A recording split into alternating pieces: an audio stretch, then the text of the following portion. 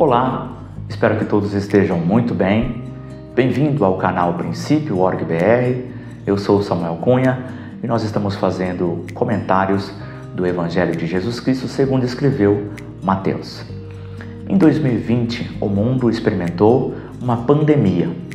O vírus Covid-19 é transmitido quando uma pessoa respira um ar contaminado. De um modo geral, de uma maneira geral, as infecções e contaminações humanas, elas acontecem quando algo de fora entra no corpo. Mas contaminação espiritual é o inverso da contaminação natural. O pecado nasce no coração. Depois ele afeta as emoções e a mente, até ser manifestado por meio das palavras ou das ações. O único remédio para essa contaminação espiritual é ganhar um novo coração igual ao do Senhor Jesus. Quero ler com você Mateus capítulo 15, do versículo 1 ao 20, de dentro para fora. Acompanhe na sua Bíblia a leitura da palavra de Deus. Então chegaram ao pé de Jesus uns escribas e fariseus de Jerusalém, dizendo: Por que transgridem os teus discípulos a tradição dos anciãos, pois não lavam as mãos quando comem pão? Ele, porém, respondendo, disse-lhes: Por que transgrides vós também o mandamento de Deus pela vossa tradição?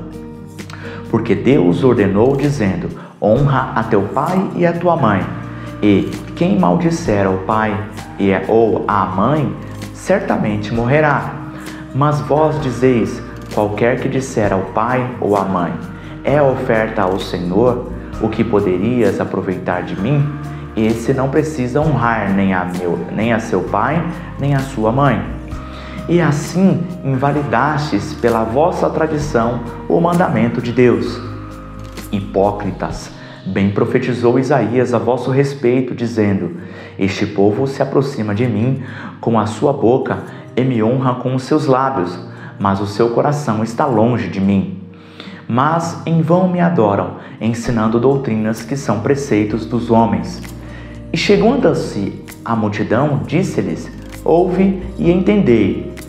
O que contamina o homem não é o que entra na boca, mas o que sai da boca. Isso é o que contamina o homem. Então, acercando-se dele os seus discípulos, disseram-lhes: Sabes que os fariseus, ouvindo essas palavras, se escandalizaram? Ele, porém, respondendo, disse: Toda planta que meu Pai Celestial não plantou será arrancada. Deixai-os. São cegos condutores de cegos. Ora, se um cego guiar outro cego, ambos cairão na cova. E Pedro, tomando a palavra, disse-lhe: Explica-nos esta parábola. Jesus, porém, disse: Até vós mesmos estáis ainda sem entender? Ainda não compreendeis que tudo que entra pela boca desce para o ventre e é lançado fora? Mas o que sai da boca procede do coração, e isso contamina o homem. Porque do coração procedem os maus pensamentos, mortes, adultérios, fornicação, furtos, falsos testemunhos e blasfêmias. São estas coisas que contaminam o homem. Mas comer sem lavar as mãos, isso não contamina o homem. Vamos começar comentando do versículo 1 ao 9. Provavelmente Jesus está em um local chamado Genezaré, não muito distante de Cafarnaum, que era o centro do seu ministério, mas uma distância de 160 quilômetros aproximadamente de Jerusalém. E os escribas e fariseus, os religiosos, viajam de Jerusalém até o local onde Jesus está para o acusarem. Eles já haviam confrontado Jesus quanto ao sábado, quanto a andar com pecadores e até mesmo acusaram Jesus de expulsar os demônios pelo próprio Satanás. Agora, eles estão acusando os discípulos de Jesus por não guardarem a tradição dos anciãos. E Jesus responde a eles que por essa mesma tradição eles estavam invalidando mandamentos de Deus. De fato, o que é uma tradição comparado com o mandamento e o que é um ancião comparado com o próprio Deus. vamos compreender um pouco mais desse trecho da palavra de Deus, tá? Acompanhe comigo. Vamos lá. Os religiosos estavam, se você já esqueceu, leia novamente do versículo 1 ao 9 para você ver o assunto que estava acontecendo ali, tá? Os religiosos acusam os discípulos de não lavar as mãos, é isso que está dizendo ali, para comer, transgredindo a tradição dos anciãos, tá? A questão aqui, eu acho que esse é o primeira lógica, primeiro ensinamento que nós precisamos frisar e mencionar e tirar essa hipótese, tá? A questão aqui não é higiene ou saúde, mas é sobre pureza espiritual. De modo algum, esse texto bíblico está nos ensinando a não ter higiene pessoal, né? A não lavar as mãos antes de comer, né? Nós acabamos de passar aí por uma pandemia e isso virou um hábito, uma prática, né? Isso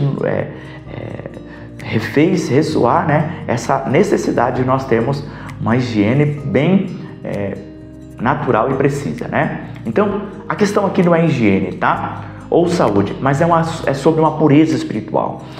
Aqueles religiosos achavam que lavar a mão iam fazer deles mais espirituais do que os outros, tá? Essa é a questão aqui. Vamos lá. Tradição dos anciãos eram ensinos que, supostamente, Moisés havia falado aos mestres de gerações passadas. Por fim, a lei oral foi escrita e se formou o Mishma, tá? O Mishma, tá? Então, isso é um comentário do Risby e ele fez aqui um comentário técnico, né, teológico para isso. Eu acredito que é importante a gente mencionar isso para que possa melhorar o nosso conhecimento, tá? Então, o que era a tradição dos anciãos? Era algo que Moisés supostamente ficava falando de boca a boca e isso não tinha sido documentado nos 5 primeiros livros da Bíblia, os Pentateucos, né? Gênesis, Êxodo e assim sucessivamente. Não estava escrito ali. Então eles pegaram aquilo, foi passado de boca a boca, supostamente, tá? Até que depois eles escreveram um livro à parte dos Pentateucos, um livro à parte do Antigo Testamento, tá?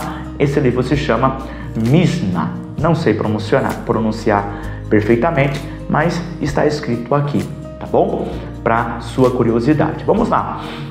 Marcos, escrevendo para leitores não judeus, e quando nós vemos Mateus, Marcos, Lucas e João, nós vamos ver estilos literários diferentes, porque os destinatários eram diferentes e também a pessoa é diferente, né? Então, se você pegar 4 testemunhas que estão contando uma mesma história de uma vida toda de uma pessoa, você vai ter versões diferentes contando a mesma verdade, né? Então, Marcos, escrevendo para leitores não judeus, explica esses costumes. Vou ler para você, Marcos 7, do 3 ao 4. Porque os fariseus e todos os judeus, conservando a tradição dos antigos, não comem sem lavar as mãos muitas vezes. E quando voltam do mercado, então eles iam numa espécie de feira, e quando voltavam, se não se lavarem, não comem. E muitas outras coisas há que recebam para observar, como lavar os copos e os jarros e os vasos de metal e as camas. Então, eles tinham uma cerimônia e um ritual rigoroso de limpeza, de purificação. Mas isso não era uma questão de saúde ou de higiene, não. Eles entendiam e acreditavam que essa purificação ali das camas, dos copos, dos vasos, das panelas, das roupas, das mãos, faziam deles mais santos do que as outras pessoas. A questão aqui é espiritual, tá bom? Vamos entendendo um pouco mais para a gente poder ir prosseguindo, tá? Tradições não são negativas em si mesmas, nós precisamos deixar claro isso daqui, tá? O problema é quando elas são elevadas acima da palavra de Deus. Por exemplo, calendários, roupas, músicas, comidas, culturas, etc. Então, nós precisamos deixar claro aqui que esse texto também não está dizendo que nós devemos viver neste mundo sem nenhuma tradição. Isso É impossível, não tem como, né? A forma de falar é tradição, a forma de você trabalhar é tradição, as roupas, as músicas, o culto, tudo isso tem a ver com tradição. Não é esse o problema, não é essa a crítica de Jesus. O ponto aqui é que os religiosos pegavam as tradições que eles tinham de lavar as mãos, a cama, o copo, vasos, todo esse ritual, e eles colocavam acima da palavra de Deus. Eles estavam invalidando a palavra de Deus por causa de uma tradição. Esse é um perigo que eu e você ainda corremos nos dias de hoje e que nós vamos aprender e ensinar aqui hoje a não cometer esse tipo de erro, tá? Jesus responde os religiosos afirmando que essas mesmas tradições invalidam mandamentos de Deus. E ele dá um exemplo.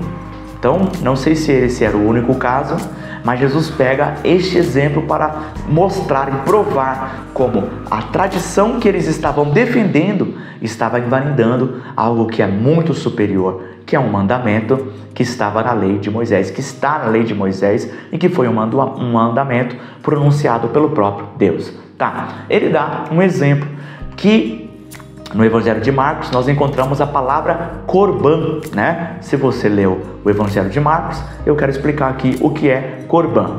Significa é oferta ao Senhor. Em Mateus nós não encontramos essa expressão, mas em Marcos, no texto paralelo desse mesmo assunto, esse mesmo trecho da Bíblia em Marcos, nós encontramos a expressão corban, que significa é oferta ao Senhor. Nós vamos explicar o que significa corban, tá? Se um filho dissesse a palavra corban sobre um dinheiro ou propriedade, olha só, já vou explicar, e isentava esta declaração, essa pronúncia de corban, isentava o filho da obrigação de usar esses recursos para cuidar de seus pais idosos ou enfermos, sob o pretexto de que foi ofertado ao Senhor.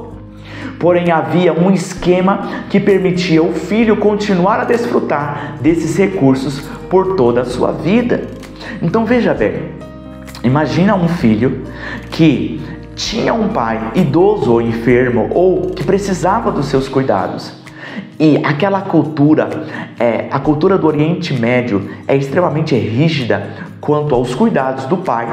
E isso estava presente nos 10 mandamentos. Veja como isso é algo importante e relevante aos olhos de Deus.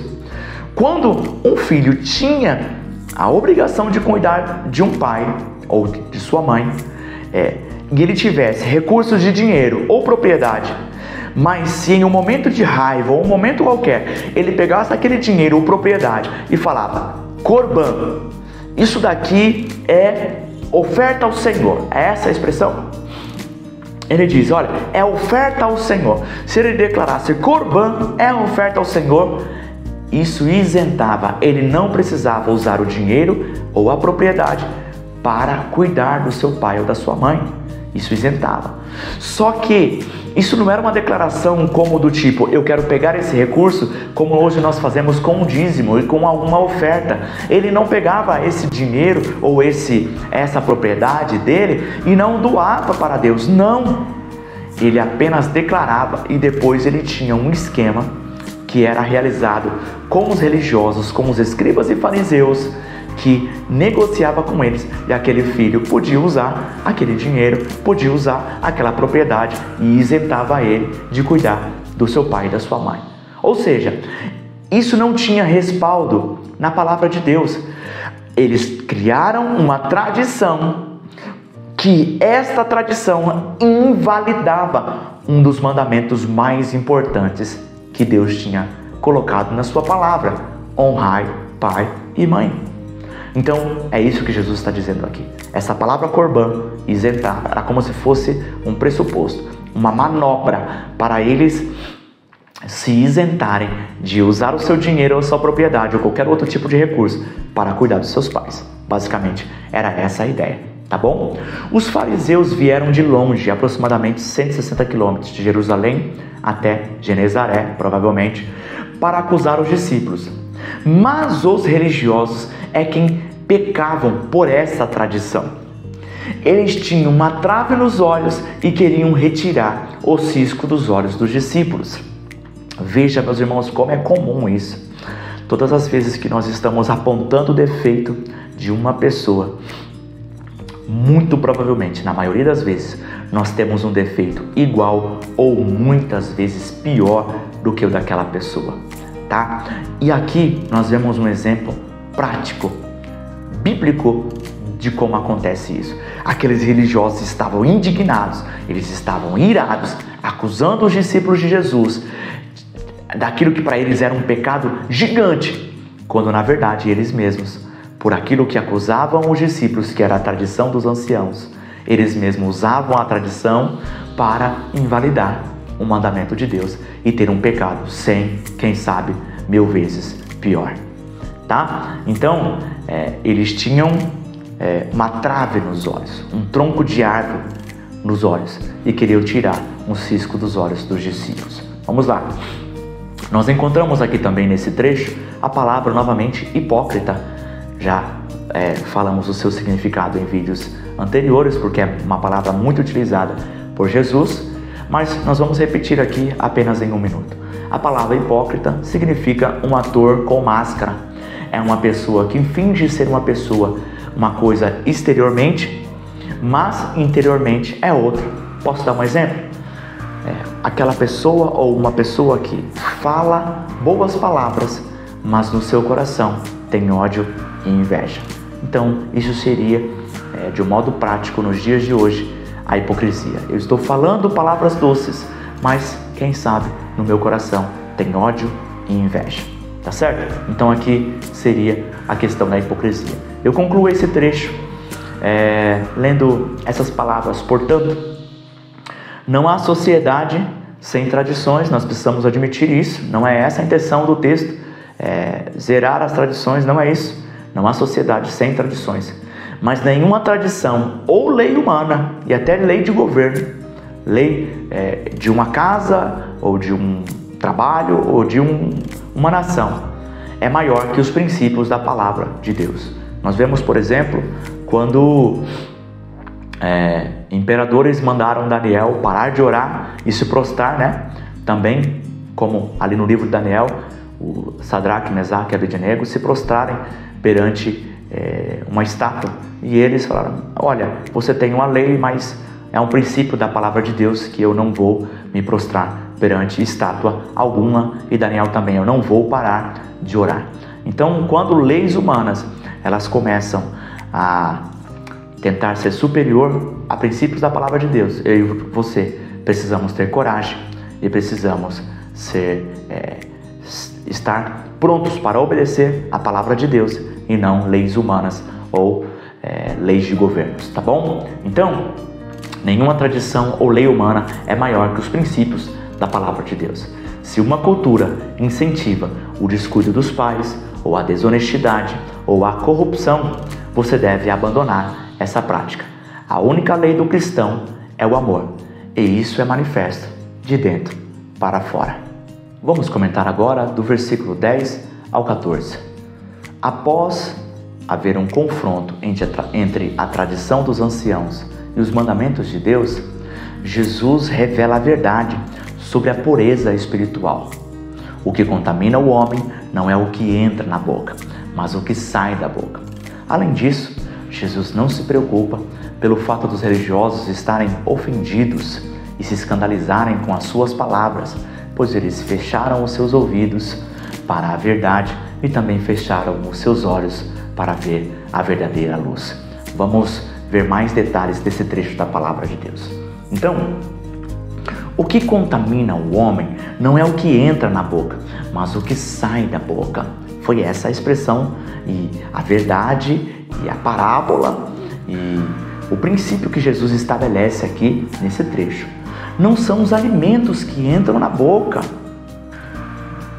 Apesar desses alimentos entrarem com as mãos que não se lavaram, não é isso que vai deixar a pessoa mais pura ou impura, não.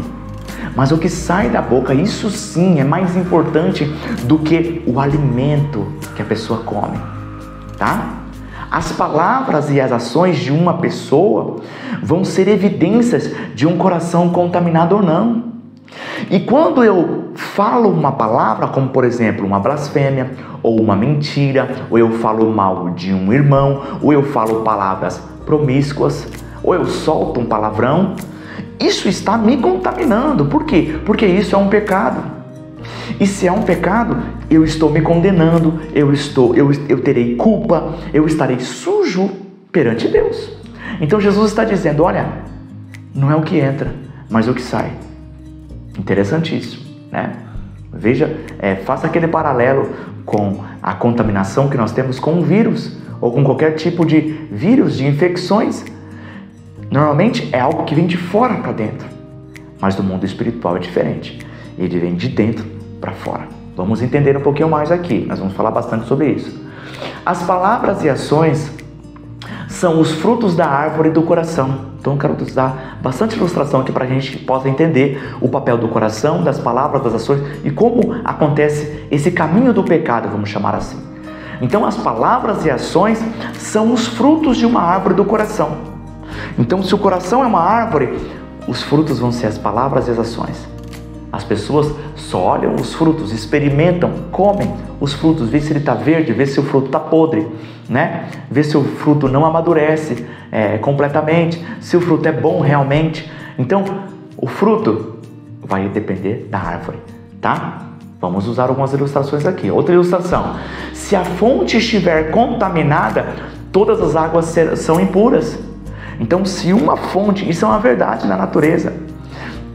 Se uma fonte de uma água ela está contaminada, mesmo que ela deságua em algum lugar, todas aquelas águas vão ser impuras. Então, Jesus está afirmando aqui, o importante mesmo, o relevante mesmo para a pureza espiritual é o coração. Que nesse trecho aqui, ele está falando apenas das palavras. Nós vamos ver no próximo trecho, no próximo bloco, no próximo ensino aqui, falando do versículo 15 ao 20, nós vamos ver Jesus falando e aí mencionando a respeito do coração, tá? Nós já estamos antecipando isso aqui. Vamos lá. Quando avisado que os religiosos estavam ofendidos, Jesus responde, toda planta que meu Pai Celestial não plantou será arrancada. Olha que expressão forte. Toda planta que meu Pai Celestial não plantou será arrancada. Ou seja, os escribas e fariseus não foram plantados por Deus. Provavelmente foram plantados por Satanás, como nós vimos já no capítulo 13, a parábola do joio e do trigo, né? Os fariseus eram um joio e se declaravam trigo. Inevitavelmente seriam arrancados. Vamos lá. Jesus também os chamou de cegos condutores de cegos. Olha só, um cego que guia outro cego, um cego que pega na mão de outro cego e guia e direciona. E atravessa uma rua. Imagina um cego atravessando, ajudando um outro cego a atravessar uma rua. Imagina aí. E ele dá outra ilustração do destino deles. Cairão na cova. Então, se na planta eles serão arrancados, aqui eles cairão na cova. Ser arrancado ou cair na cova são figuras de linguagem para a condenação no inferno de fogo eterno, meus irmãos. Não existe outra interpretação aqui. Está evidente essa interpretação.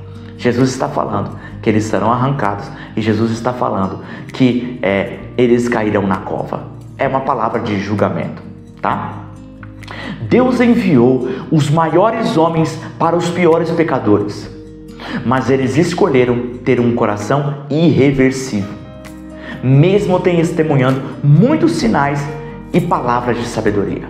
Então, os escribas e fariseus, os religiosos desta época, de Jesus, dos apóstolos, de João Batista, eles testemunharam ressurreição de mortos, como foi o caso de Lázaro. Eles testemunharam milagres maravilhosos, eles testemunharam expulsão de demônios, exorcismo, e mesmo assim, para cada sinal, eles davam a desculpa. Não, ele não está expulsando um demônio por Deus, pelo poder do Espírito Santo. Não, ele está expulsando pelo próprio Satanás. É mágica o que ele está fazendo. É mentira o que ele está fazendo. Então, eles tinham um coração irreversível. O próprio Deus desceu para pregar para aquelas pessoas, e eles não acreditaram. Não há salvação para eles, tá bom? Eu acredito essa ser a blasfêmia contra o Espírito Santo. Portanto, os alimentos não contaminam uma pessoa espiritualmente, mas as palavras sim, pois procedem de um coração contaminado. Você deve ouvir e estar atento às verdades da palavra de Deus. E esse será o critério para você ser uma boa planta e ter uma boa visão. Obter um novo coração não é algo que você pode fazer por conta própria. Das trevas, ore para que Deus te leve para a sua maravilhosa luz. E essa maravilhosa luz é Jesus. Vamos comentar agora do versículo 15 ao 20. Jesus havia revelado uma verdade surpreendente para aquele povo judeu. O que contamina o homem não é o que entra na boca, mas o que sai da boca. Graças a Deus por Pedro, que foi humilde e estava interessado em aprender. Ele admitiu que não havia entendido completamente e pediu mais explicações. Jesus, com muita paciência, explica de uma maneira mais clara. O alimento entra na boca, vai para o estômago ou ventre e depois ele é evacuado, ele é lançado fora, né? Aquilo que não se aproveita.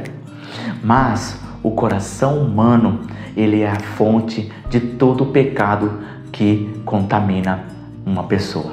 Então, vamos entender aqui esse trecho onde Jesus ele se aprofunda e deixa esse ensinamento mais claro ainda do que o trecho anterior, do versículo 15 ao 20. Vamos lá.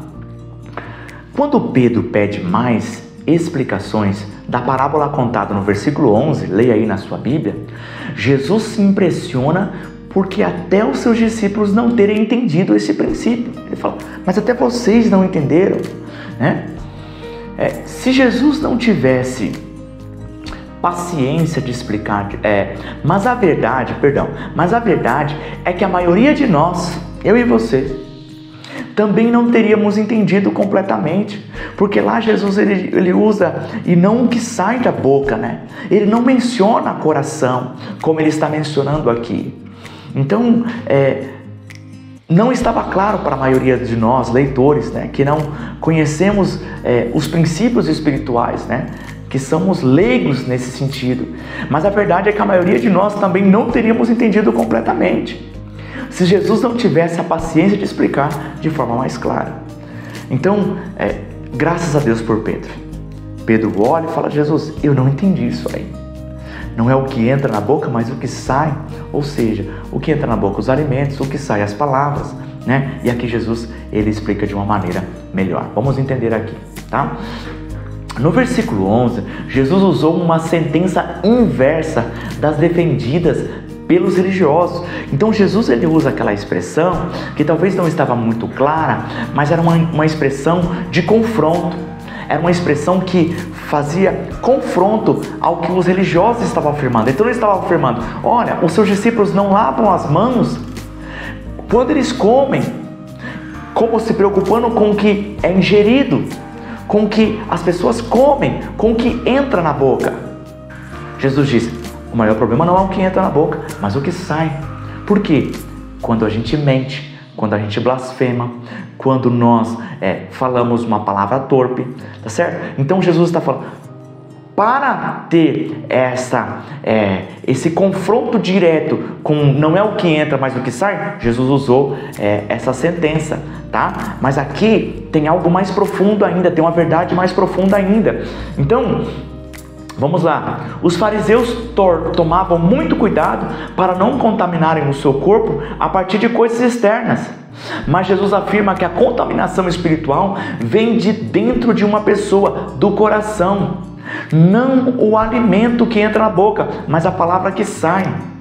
E aqui, palavra que sai da boca é apenas um tipo de pecado, que depois ele exemplifica como falsos testemunhos e blasfêmias. No texto nós encontramos isso. Então ele está dizendo que as palavras que saem da boca, e Jesus exemplificou como, por exemplo, falsos testemunhos, ou em outras palavras, mentira, ou blasfêmias, são palavras que saem da nossa boca. E quando nós cometemos esse tipo de pecado, o que acontece com a gente? Nós se tornamos impuros espiritualmente. Então, não é eu comer um pão sem lavar as mãos que vai me tornar impuro perante Deus. Mas sim, quando eu falo um palavrão, eu conto uma mentira, eu conto uma piada impura, né? Eu blasfemo contra Deus. Então os pecados que saem da minha boca, estes sim me tornam espiritualmente impuro. Esse é o lance que Jesus está querendo explicar aqui, e que aqui ele explica de uma maneira mais clara, graças a Deus por Pedro, tá? Então vamos lá. Quero ler aqui um comentário do Hernandes Dias Lopes e vou deixar a referência aqui do lado. O alimento que comemos é digerido e evacuado, mas o pecado permanece no coração. Olha isso, o pecado permanece no coração, eu gostei muito disso, produzindo contaminação e morte. E eu também gostei dessa expressão que ele colocou no livro dele. O coração do homem é o laboratório onde o pecado é processado. Então, o coração do homem, obviamente, evidentemente, não estamos falando do coração físico, mas coração é uma palavra grega para referenciar o centro das nossas vontades, aonde estão as nossas intenções, aonde mora a fé, aonde mora a verdade ou a mentira, onde mora a fé ou a incredulidade, onde mora o amor ou o ódio, tá bom? A humildade ou o orgulho. É no coração humano aonde nós temos essas virtudes ou esses defeitos de caráter, tá? A Bíblia chama de coração. Então, o coração do homem é o laboratório onde o pecado é processado. Então, quando nós cometemos um pecado, seja por palavras, pelas ações, até mesmo os pensamentos ou pelo olhar, a fonte dele é no coração e é ali que é contaminado, tá? Vamos andar. Jesus está declarando espiritualmente puro todos os alimentos. Espiritualmente puro, preste atenção, isso não significa que eu posso comer qualquer veneno, não é assim, tá? E eu deixei aqui até 2 exemplos. Isso não significa, por exemplo, que uma pessoa com diabetes pode abusar do açúcar que o médico está dizendo para ela não comer. Não é isso que o texto está nos ensinando, tá bom? Ele está dizendo que os alimentos são puros espiritualmente, tá certo? Tá? Nem quer dizer também que nós estamos livres, como nos dias de hoje, para abusarmos dos alimentos ultraprocessados, que vários artigos científicos, né, têm declarado esses alimentos como prejudiciais para a nossa saúde e até muitos deles fontes de doenças como o câncer, por exemplo. Então, Jesus não está apoiando aqui para que nós tenhamos qualquer tipo de alimentação. Cuide do seu corpo, beba água, pratique exercício, né? Coma legumes, coma proteínas, come arroz e feijão, come grãos, né? Então, Jesus está apenas dizendo que esses alimentos, eles não vão interferir se você vai estar puro ou impuro espiritualmente, tá bom? Mas cuide do seu corpo, tá bom? Vamos lá. Jesus deixa o princípio mais claro. E aí eu vou citar de novo o versículo. O que sai da boca procede do coração, e isso contamina o homem. Está no versículo aqui. Entre o 15 e o 20, Jesus citou esse texto, essa expressão. O que sai da boca procede do coração. E aí que ele está frisando, o problema está no coração. Nem na boca está o problema está no coração. O problema não está nos alimentos, não está na boca, não está nos olhos, não está nas mãos, mas está em quem governa isso. E onde está? O coração é quem governa, tá? Para deixar mais claro ainda, Jesus dá exemplos de pecados, como maus pensamentos, homicídios, prostituição, que ele fala, adultério e fornicação, né? Furtos e palavras, que ele deu o exemplo de falso testemunho, né? E blasfêmias, tá? Então Jesus está deixando claro, depois da dúvida de Pedro, apesar de Jesus se surpreender e ficar de certa forma indignado pelos seus discípulos também não entenderem, e temos que admitir, eu e você muito provavelmente também não entenderíamos aquelas palavras se Jesus não explicasse com mais clareza ainda, falando que o nosso problema na verdade não são nem mesmo as palavras, mas o coração. Não é o alimento, não é o fato de lavar as mãos, né? Não é o alimento que nós ingerimos e depois evacuamos, não são nem mesmo as palavras, mas o grande problema mesmo é o coração. O coração é a fonte de todo pecado. E ali, quando nós falamos uma palavra aqui, é porque nós geramos ela primeiro no coração, né? Em outro texto, Jesus vai dizer: a boca fala o que o coração está cheio. Tá certo? Vamos lá. Concluo esse trecho desta forma. Portanto, a Bíblia afirma que o coração humano é totalmente corrupto e mau, tá? A Bíblia afirma isso em diversos textos. Mas Jesus veio exatamente para nos salvar deste mal, do pecado, tá? Para isso, o Pai nos concede um novo coração e vem morar dentro de nós por meio do Espírito Santo. Como o Pai resolve esse problema? Ele nos dá um novo coração e vem morar conosco. A Trindade morando em nosso coração. Isto está em João. Jesus disse isso em João, nas suas últimas palavras. Ele disse isso e João testificou, narrou e escreveu em seu Evangelho, tá? Dizendo: eu e o Pai veremos morar nele, tá? Então, o Pai e Jesus vêm morar em nossos corações por meio do Espírito Santo. Não consigo é o mesmo que dizer não quero, tá? Queira renunciar aos seus desejos, ore e vigie para que você não venha entrar em tentação. Pouco a pouco, Deus vai te transformando de dentro para fora. Eu quero agora fazer uma aplicação especial. Jesus disse que nós devemos amar a Deus de todo o nosso ser. Ele disse que nós devemos amar a Deus de todo o coração, e o coração é a área mais profunda do ser humano. Depois ele diz também que nós devemos amar a Deus de toda a alma, e a alma é onde nós temos as emoções e outros sentimentos, como por exemplo a culpa e a paz, tá? E ele disse também que nós devemos amar a Deus de todo entendimento. O entendimento é o lugar onde nós ponderamos de acordo com o conhecimento que nós temos, por exemplo, adquirido por meio da educação, da cultura, daquilo que nós vimos os nossos pais, os nossos familiares fazer. Então, nós tomamos decisões no entendimento. E por fim, de toda força, que aqui eu gostaria de usar a referência de nossas palavras e ações, mas muitas outras coisas, como o olhar, o que nós fazemos com as mãos, com os pés e assim sucessivamente. Aqui seriam as ações. Então, coração, alma, entendimento e força, tá bom? Eu quero tomar 3 pecados que Jesus usou aqui na sua lista para nós entendermos o caminho do pecado: um homicídio, um adultério e uma mentira. Vamos pegar exemplos de situações de vida para que nós possamos entender como o pecado ele progride, como ele avança, qual é o caminho dele, para que realmente a gente venha de lá do coração, passar pela alma, passar pelo entendimento, até que chega nas palavras e ações. Vamos lá. Primeiro exemplo que eu fiz aqui, tá?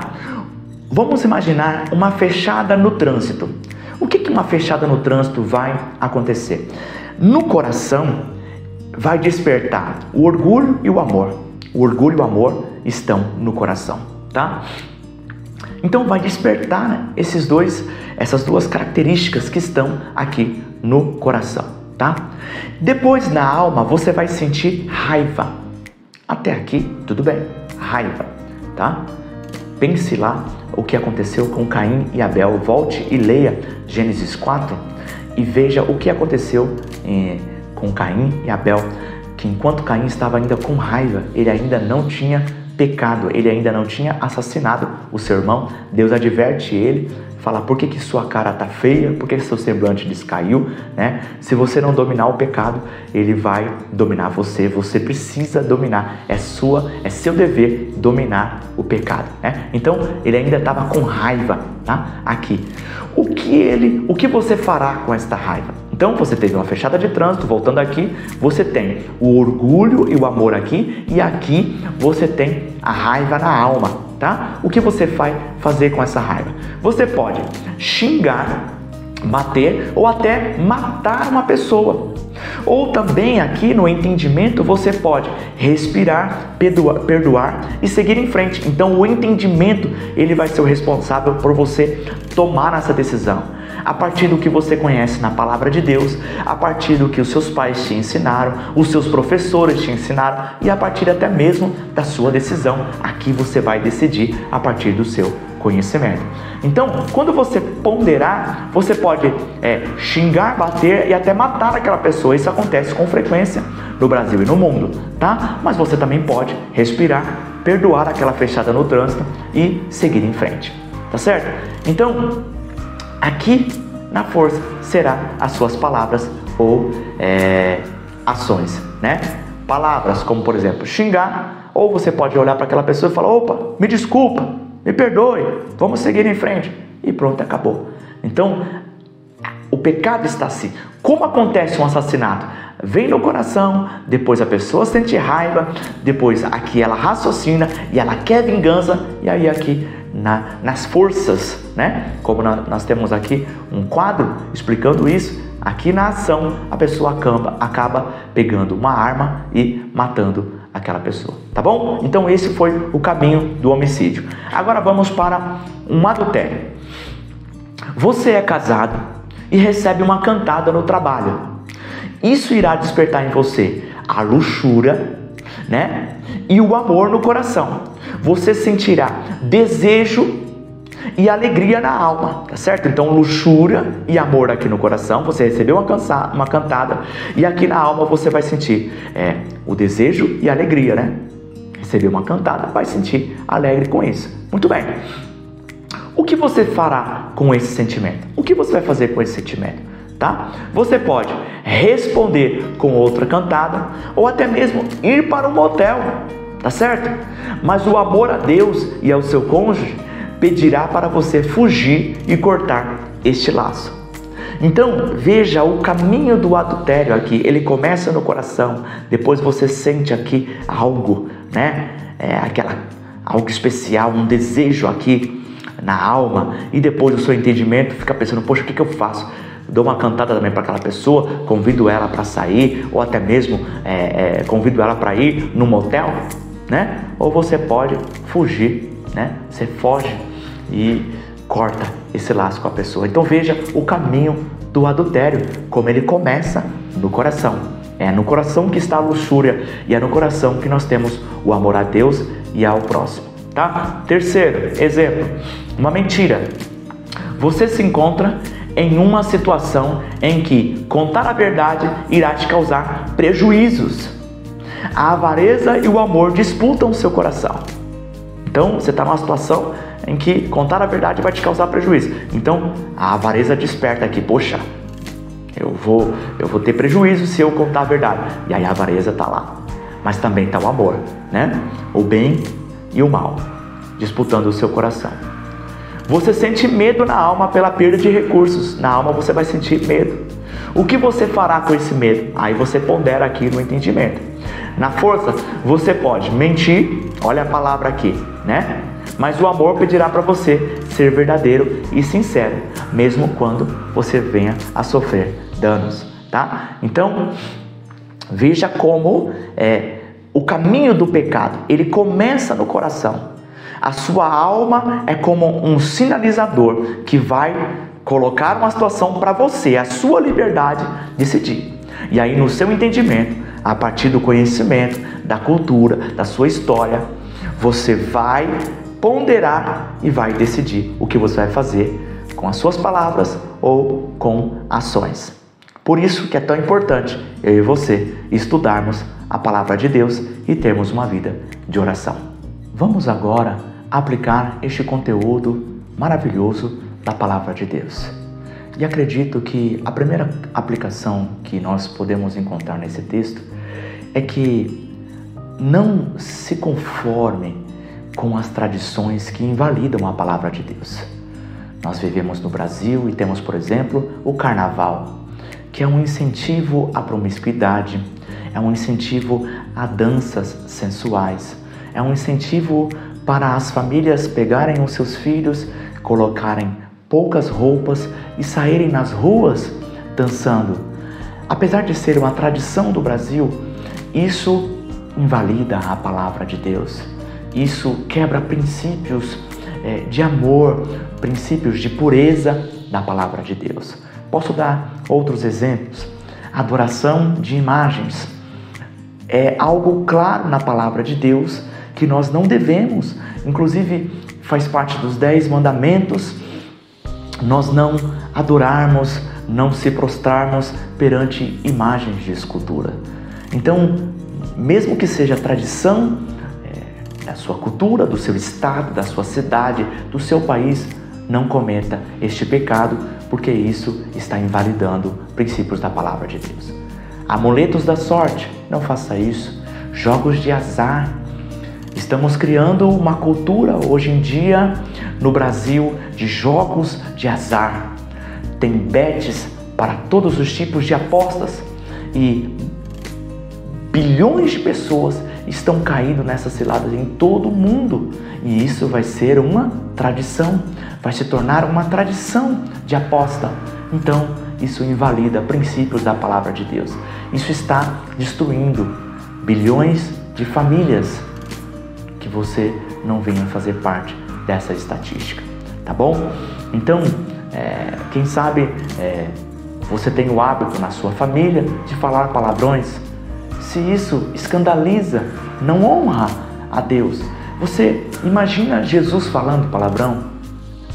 Não, nós deveríamos tomar o exemplo de Jesus, né? Então, são palavras vãs, são palavras vazias, né? Então, mas é cultura, é um costume, é um hábito do país, é um hábito da escola, é um hábito daquela família. O meu avô fazia, o meu pai fazia, então eu também faço.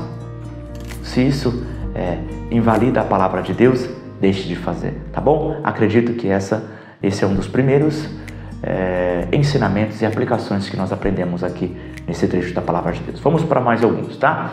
Crie o hábito. Pode ser repetitivo isso aqui, mas não tem como eu não citar isso. Crie o hábito de ler a Bíblia todos os dias.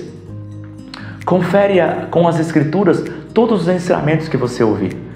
Todos os ensinamentos que eu der para você, ou que o seu pastor der, ou qualquer pessoa der para você, confere isso, se isso confere com os ensinamentos das Escrituras Sagradas, tá? Para isso, eu aconselho a você a criar o hábito de todos os dias, de preferência assim que você acordar, você ter ali o seu devocional, você pegar um trecho da palavra de Deus e ler, mastigar, digerir aquilo, tá bom? Então crie esse hábito, vai ser algo maravilhoso para a sua vida, tá? Vamos lá. Todos os 10 mandamentos são confirmados no Novo Testamento, exceto o sábado, que foi cumprido na morte de Jesus Cristo, tá? Quem ama, honra os seus pais, não mata, não rouba, não adultera, não mente, tá certo? Suas palavras, elas são palavras que refletem e que honram a Deus.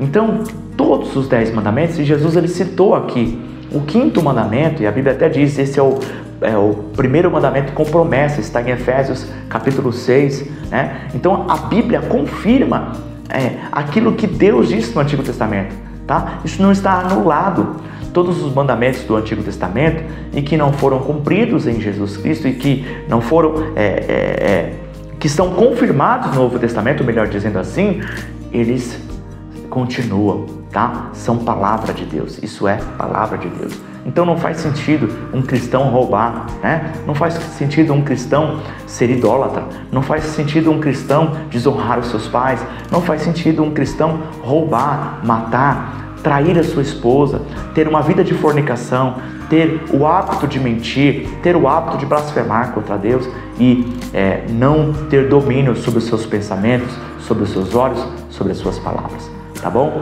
Então, os 10 mandamentos que estão no Antigo Testamento, eles são confirmados aqui no Novo e é um dever meu e seu como cristão, como seguidor de Jesus Cristo, como uma pessoa que tem o Espírito Santo habitando no coração, para nós vencermos o pecado, tá bom? Cuidado com as comparações. Os fariseus olharam para os discípulos e compararam, né?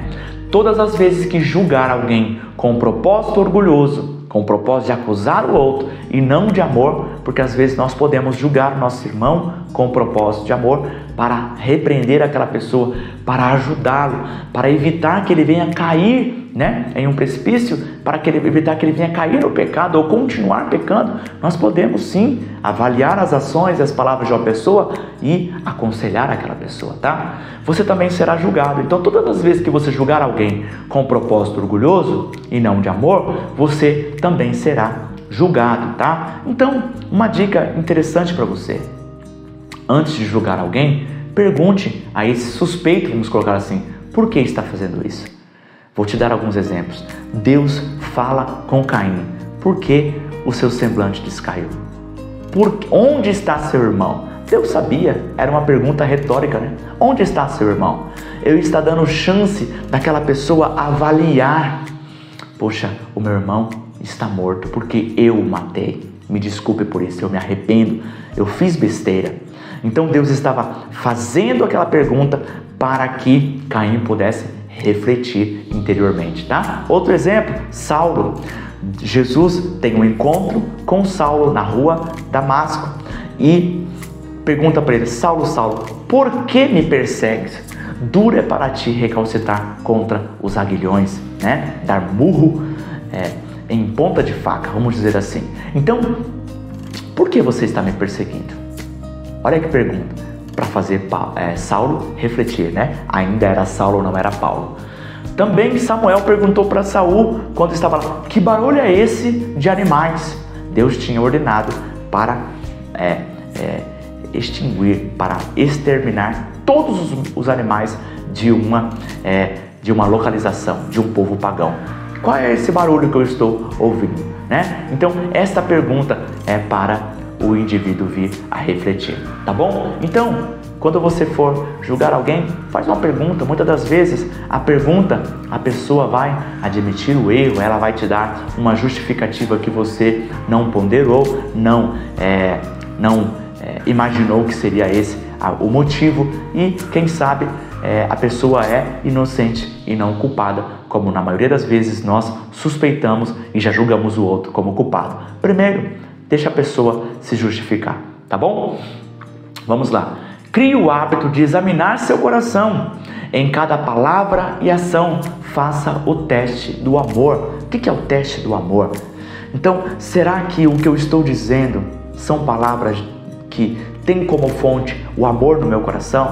Será que o que eu estou fazendo tem amor no meu coração? Posso até dizer para você que está também no Sermão do Monte, Jesus usou esse exemplo, eu quero relembrar para você. Será que eu estou orando motivado por amor ou para mostrar para as pessoas que eu estou orando? Será que eu estou jejuando motivado por amor a Deus ou para mostrar para as pessoas que eu estou jejuando? Será que eu estou no culto cantando ou pregando ou levantando as minhas mãos? Ou será que eu estou vestindo essa roupa com um propósito orgulhoso, com um propósito sensual ou com um propósito de amor? Olha isso. Será que eu estou dizendo essas palavras? Será que eu estou contando esta piada e esta piada vai edificar a outra pessoa ou vai destruir e diminuir ela? Essas palavras que eu estou dizendo, essas palavras vão criar ou vão destruir? Vão edificar ou vão menosprezar o outro? Como um bullying, como uma piada suja, impura, que desonra a Deus, que desonra uma pessoa, que diminui outra pessoa. Eu e você temos que criar o hábito de examinar as nossas palavras, se elas estão sendo motivadas pelo orgulho, pela avareza, pela luxúria, né? Pelo desejo, pelo prazer, ou estão sendo motivadas pelo amor. Faça sempre o teste do amor, tá bom? Vamos lá. O ódio é um assassinato e o olhar com desejos é um adultério. Isso nos mostra que todos nós somos pecadores. Nenhum adulto ele vai estar isento, imune do pecado. O único que não pecou foi Jesus Cristo. Então, o ódio é um assassinato. E um olhar com cobiça é um adultério. Nós somos todos pecadores. A conclusão que nós chegamos é que nós somos todos pecadores. Mas não fique pecando deliberadamente. Sabe? Não é porque todos nós somos pecadores que eu não vou controlar os meus olhos. Não é porque todos nós somos pecadores que eu só vou contar mentiras. Eu só vou sair sempre desonrando a Deus, que eu vou desonrar os meus pais, que eu não vou controlar as minhas emoções, que eu vou estar sempre falando palavras de agressões, eu vou estar sempre socando as pessoas, eu vou estar sempre tentando matar o outro, brigando. Não. Nós vamos ter, em alguns momentos, deslizes, pontuais, mas não viver a vida pecando. É isso que a Bíblia diz. Por um lado, somos todos pecadores. Por um lado, um olhar é pecado. Uma raiva que prolongada é um pecado. Até mesmo preocupações em excesso, uma ansiedade é um pecado, porque é uma desconfiança de que Deus não está cuidando de nós. Então, como tudo é pecado, nós somos pecadores, sim. Mas não viva a pecar deliberadamente. Por um outro lado, não viva a pecar. Como eu sempre sou pecador mesmo, então eu vou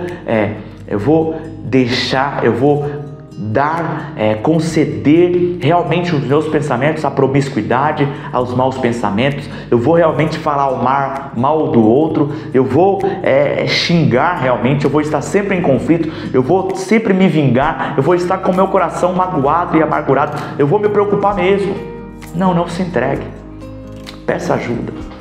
Peça ajuda para Deus ir te transformando e você não viver pecando deliberadamente. Tá bom? Eu acho isso importantíssimo. Uma verdade para mim e para você.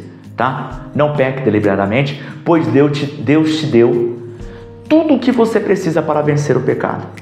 Ele te deu um novo coração. Deus te deu Jesus Cristo para morrer pelos seus pecados.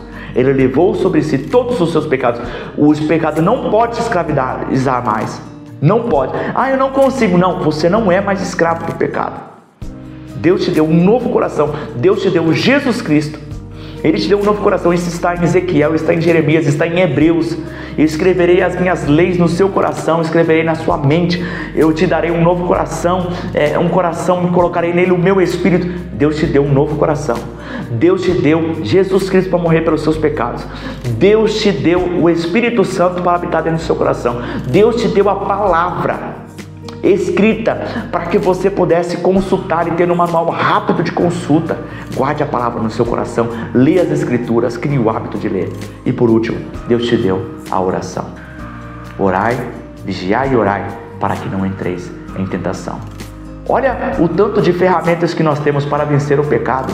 Nós temos um novo coração, nós temos Jesus Cristo que deu o seu sangue para morrer por nós, para expiar os pecados da nossa vida e nos perdoar diariamente. Nos deu o Espírito Santo, nos deu a palavra, ainda nos deu a oração que nós podemos. Pai, me perdoa pelo que eu fiz ontem e me renova hoje, me dê força hoje, me dê força para controlar os meus olhos, me dê força para controlar os meus pensamentos, me dê força para me limpar da mágoa, me dê força para não ter um ódio ao que a tua palavra diz que é um assassinato contra o meu irmão, me dê força para não adulterar aquela mulher que vive sempre dando em cima de mim, me dê força para vencer a pornografia, me dê força para não cair mais nas drogas, me dê força contra os jogos de azar. Pai, a oração, você vai pedindo e vai batalhando contra si mesmo em oração. Se a oração só não for suficiente, jejue 24 horas, depois jejue 48 horas, depois jejue 3 dias, bebendo água. Sacrifique o seu corpo para que a sua carne venha reduzir, o seu espírito venha elevar e que isso venha te dar forças espirituais. O jejum é um mistério que te humilha, que humilha a sua carne e exalta o Espírito Santo que está habitando dentro de você. E a Bíblia diz em Gálatas que a carne milita. Sabe o que significa? A carne luta contra o Espírito. Então, reduza a carne e eleve o Espírito, tá bom? Através do jejum e ainda também com a oração em grupo. Peça ajuda para o seu pastor, peça ajuda para os seus irmãos da sua congregação e que isso possa te dar forças para você vencer o pecado. Você tem tudo o que você precisa para vencer o pecado, tá? Compreenda que o coração é a fonte dos pecados. Examine as suas emoções e sentimentos. No coração é onde surge, tá? Examine as emoções e sentimentos e tome decisões com o respaldo da palavra de Deus e do amor, tá bom? Então, acredito que esse aqui é o principal resumo e a aplicação que nós podemos extrair desses 20 versículos do capítulo 15 de Mateus, tá? Compreenda que o coração é a fonte, então crie o hábito de examinar ele. Examine as suas emoções. Por que eu estou com medo? Por que eu estou com raiva? Por que eu estou sentindo esse desejo, né? Por que eu estou sentindo essa culpa? Examine essas sensações, esses sentimentos e tome decisões com entendimento, com respaldo na palavra de Deus e no amor. São duas direções seguras para você que Deus deixou para mim e para você, tá bom? Eu concluo com essas palavras.